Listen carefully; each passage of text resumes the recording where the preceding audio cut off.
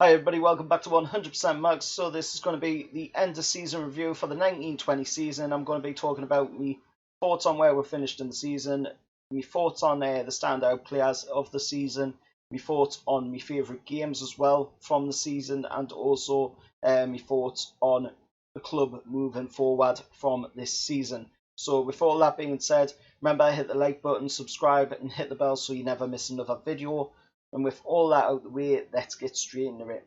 So, talking about where we're finished in the league, of course, last season we finished 13th place under Rafa Benitez, and that hasn't changed this season neither, as we finished 13th place this time though under Steve Bruce. Now, obviously, going into the season, it looked like Rafa Benitez was going to be coming into the season with Newcastle 44th season, and unfortunately, it didn't happen that way. The powers that be at the top of Newcastle United, Mike Ashley, decided that it was wise to get rid of Rafa Benitez for some reason. He just didn't want to pay the funds that Rafa was wanting to put out there, to bring in players. And he ended up bringing in a cheaper option in Steve Bruce and paying him a lot less money as well, to do the job. And it's not Steve Bruce's fault at the end of the day. He has made some pretty dodgy calls at times during the season. Like the game against Arsenal, the first game of the season, he made a dodgy call. Didn't tell Jethro Williams where he was supposed to be, and it cost with a game against Arsenal. Then the second game of the season, he fielded the team wrongly, picked the wrong tactics, and ended up losing down at Carroll Road to Norwich, newly promoted Norwich as well, 3-1. But other than that, he still managed to get the lads firing on somewhat on all cylinders and got through to a quarter final of the FA Cup, which is pretty huge, considering that it's been a while since we've gotten to a quarter final of the FA Cup.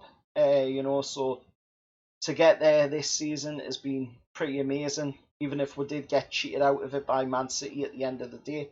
Or at least in my opinion, we got cheated out of it. But everybody has their own opinions at the end of the day. Standout players for me this season has to be Alan St-Maxim. Absolutely amazing player. Well and truly worth the money what we paid for him. 20 million, I believe it was, we brought him in for. And he's been an absolutely sensational player when he's played forward. In pretty much every single game he's played, we've won the game. And when he hasn't played, we've had trouble. So that shows you how good of a player he is, and he's hopefully going to be with one next season. But we'll have to wait and see on that one. But I'll talk a little bit more about that a little bit further into the video. Gale is another one for me, another outstanding player. He played really well this season for when he got his chance. And it's amazing to be able to actually see Dwight Gale actually get on the board in the Premier League, because he's been struggling. When he's played Premier League football, he always finds it hard to find the back of the net. The Championship's no bother for him, but Premier League, it's a tough area for him to try and get the goals. But this season he's done reasonably well for how many games he's played. He's done reasonably well coming off the bench, scoring the goals, and that's exactly what needs to happen, as well. Andy Carroll did really well, for a stretch of games that he got to play. He muscled the players around, and that's exactly what we're going for, to be able to be that power man and muscle the ball around, hold the ball up for the likes of Alan St-Maxim and Miggy to run onto them, and that's a great thing. That's what he's been doing a lot this season. So another standout player for me would be Andy Carroll. Talking about my favourite games of the season. Now, obviously, there's a couple here that we can talk about. Obviously, the game against Spurs, third game into the season. We won 1-0 down there with Joe Linton scoring the goal. That was an excellent game, and it helped, build a little bit more confidence into the lads after losing the first two games of the season. But another favourite game for me would be the game against Man United, where Matty Longstaff got his debut. He ended up scoring in that game, and he ended up winning the game for Newcastle. a young Geordie lad coming off the bench going against Man United at St James's Park is absolutely fantastic. Exactly what you want to see.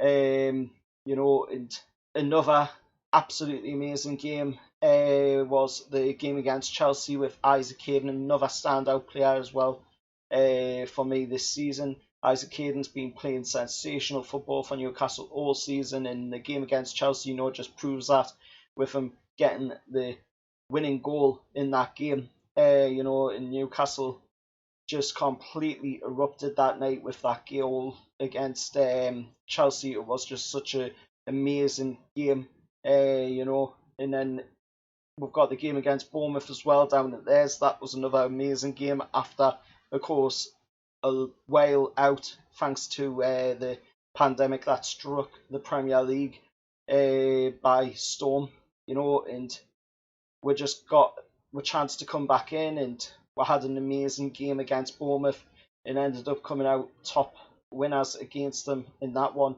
Now, obviously, my thoughts for the club moving forward now, obviously, we all know that the takeover is still possibly on with a sliver of a chance. We all had a bit of a shock on the Thursday, when the PIF came out and they made a statement saying that they were withdrawn and they were pulling out of the takeover. That gave all of us Newcastle fans a bit of a shock. It gave obviously Mike Ashley a bit of a shock as well, as he said he was quite devastated that to hear that news. Obviously he wants the money, he wants to be out of the club. He's very persistent to be moving on now from Newcastle, so that's a good sign for us. We've been trying to get him out for the last 13 years, and it looks like it's finally working. He's finally going to be possibly going out the door. It's just going to take a little bit longer, I think, with obviously the Premier League messing around, Qatar sticking their nose in, and a couple of other people sticking their noses in as well, where they just don't belong. Let's face it, they've got no influence at all in the matters of the takeover. They're not part of the buying side, they're not part of the selling side, and they shouldn't have any influence over what happens with our club, because it's our club at the end of the day. We've got to support it, and Mike Ashley's the owner. It's up to him if he wants to sell the club or not, and who he sells it to as well is up to him, because we're a private listed club. We're not actually public listed club like Man United or that. We're actually private listed club. We're not on the stock market, so who Mike Ashley sells the club to is entirely up to him. I know the Premier League obviously have to still do the checks, and they still have to approve, if that owner can come in, because we are still playing in the Premier League at the end of the day. But it's entirely up to Mike Ashley at the end of the day who he sells the club to, because he is the seller and it is his club to sell. And he does seem pretty certain and pretty convinced that this is the right time to sell. That he's not going to get a better time than this. PIF's got all the money in the world to do the club forward. Amanda Staveley's vision for the club as well is absolutely fantastic.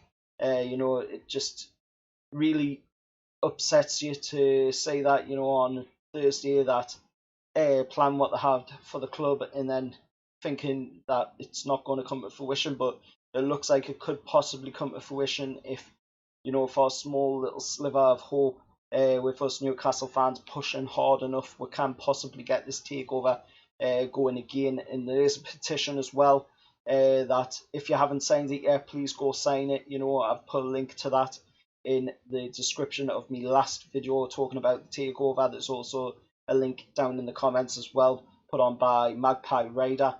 So go press on either of them links, go sign the petition and be part of the movement of getting this takeover back on board and getting the Premier League to approve our takeover, because it's an injustice against football and an injustice against Newcastle United and football in general. So if you don't do it now, then it could possibly affect your club as well down the line. But talking about with season, I think, to be honest, it went pretty well considering how we played. It could have been a lot worse, let's face it. And I'll take 13th place, even if we only 10 points above the relegation zone of 18th place Bournemouth, with them finishing on 34 points, us on 44. But the future looks bright if the takeover can be approved. Newcastle will be able to move forward. But if you like this video, like I say, remember to hit that like button. Let us know your thoughts down in the comments below about your favourite moments of the season. Hit that subscribe as well and hit the bell so you never miss another video on 100% Mags. And I'll see you all next time. However, lads.